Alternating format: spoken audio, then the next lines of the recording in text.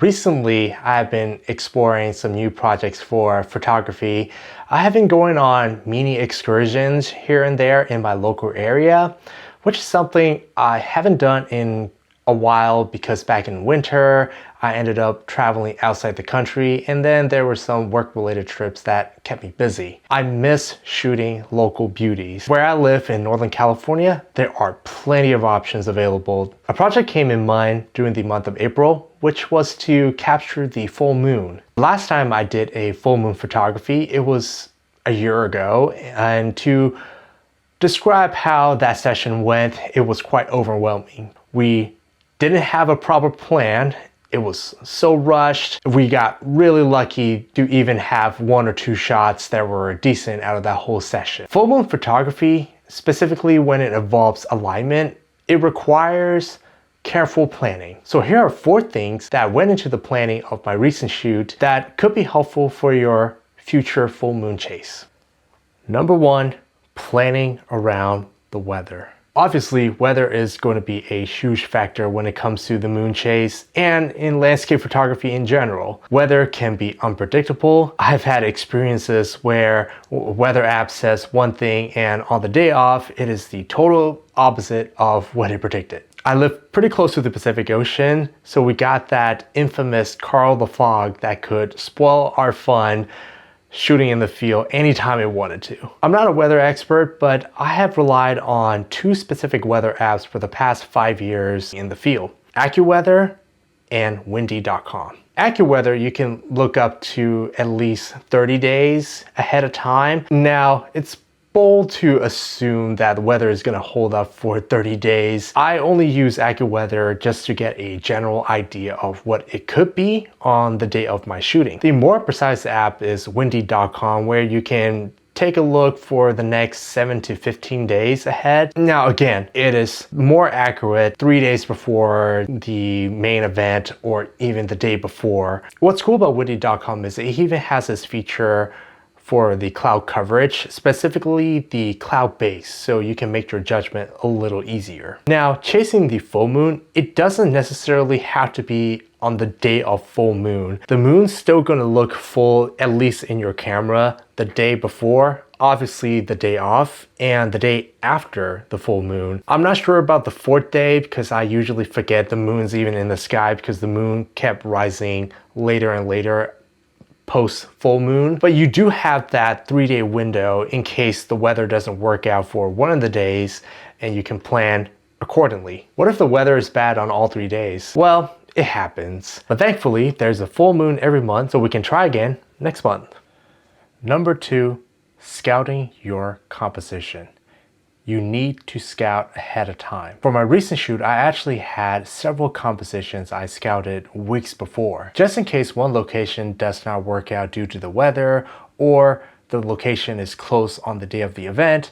I wanted to have backup plans. I recommend to scout weeks before, and on the day off, go to the location at least 1 hour early to get a better understanding of the place in person. Now, how can I tell where the moon is going to rise or set? Just like the sun, the moon rises from the east and sets in the western end because of the Earth's rotation. I use 2 applications to get an idea of where the moon is going to rise on the east and where is it going to set on the west. The first application is PhotoPills. With PhotoPills, I can get an idea ahead of time by plugging in the coordinates, and it will tell you the direction of where the moon is going to rise and set. It also has a night air feature where you can see things in a virtual reality. In the virtual reality mode, you have the option of picking real time or choosing a specific time to look up where the moon is going to rise or set. The next app I like is even better than PhotoPills. It's called Planet Pro, and I think it is a bit more accurate than PhotoPills. Just like PhotoPills, you can actually look up the location,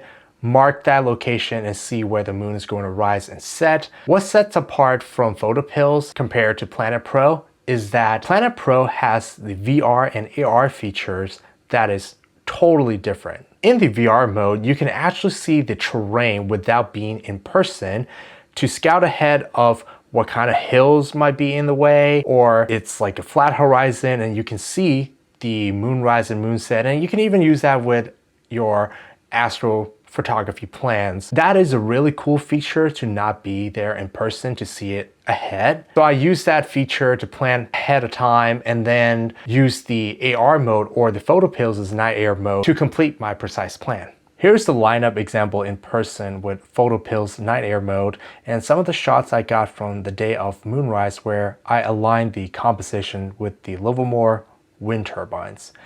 Here's another shot of the moonset I planned through Planet Pro at the local lighthouse on the Highway 1. Ideally, I would have loved to align with one of the buildings in San Francisco, but as the days got closer to the event, we got a better understanding of the weather, and it was predicted that weather was going to be cloudy on the 3-day window. Because I did my research and I scouted ahead of time, I had backup plans. Compared to that session a year ago, I was less overwhelmed because I did that scouting. What overwhelmed me that day was that I almost didn't see that baby rattlesnake at the start of that trail.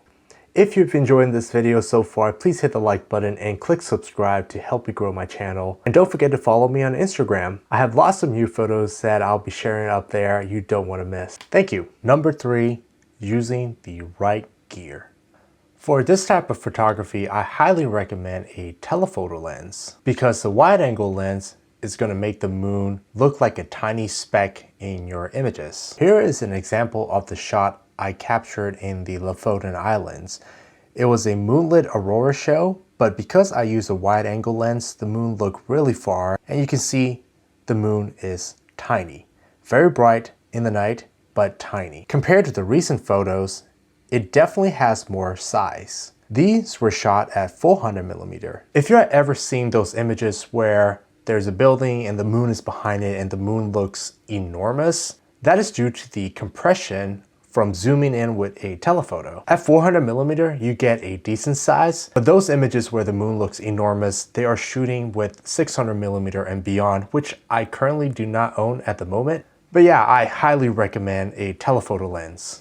I use a Sigma 100-400 f 5.6 to 6.3. This is the longest focal length that I currently own. I also possess a Sony 70-200 G Master lens. This is an f2.8.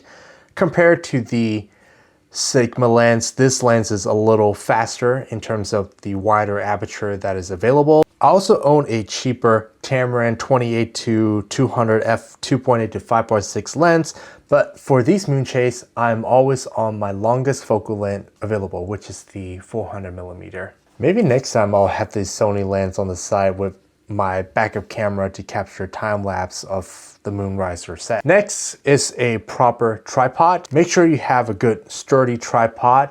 You don't want that tripod shaking or get off balance during the shoot.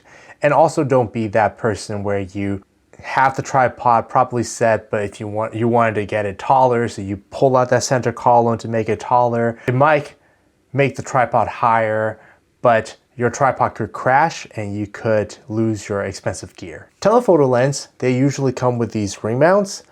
That way, when you place your camera on the tripod, it will be well balanced. And lastly, number 4, choosing the right camera setting. Now, camera setting really depends on the light available during the shoot. It really depends on which day of the 3-day window that you're shooting and the time of year, because the moonrise and set times vary throughout the year. It could be while there are plenty of sunlight still available, or it could be during blue hour or even deeper in the night. On my recent shoot, there were plenty of light still available at sunset, so I was able to use a faster shutter speed. I didn't even require a tripod. I was shooting handheld. If there's plenty of light still available, you can easily adjust your aperture, shutter speed, and ISO. And if you want to shoot handheld, at least have your shutter speed higher than your focal length. So for example, if you're shooting at 400mm, have your shutter speed at least over 1/400th of a second so that you'll still get sharp images. The session a year ago, however, it was during full moon, and the time that we were shooting, it was a transition time from blue hour to the dark night. So we are required to use long exposure and have our cameras on the tripod. If you're shooting long exposure, keep in mind the moon is rising and setting So it does move at a certain rate. If you shoot with a very long exposure, you might get some trailing, and the exposure of the moon can be really sensitive. So you have to be careful with how long of the exposure you would like to do. So adjust accordingly to what you're seeing. Take a couple of test shots and you can find the right shutter speed for it. And in the case of the moon being too overexposed, you might have to bracket in order to get some more details and textures. Well, that's about it. Go chase those full moon. It's a fun thing to shoot. It happens every month. There's plenty of opportunities to practice. Now, in the time of this video, it is currently early May. Full moon was just a week ago, and there's actually going to be another full moon at the end of the month. And I'm very excited to do another chase. I gotta even start planning my composition. Anyway, I hope these tips from my planning are really helpful to you. And if you enjoyed this video, please leave a like and click subscribe to help me grow this channel. And I will see you in the next video.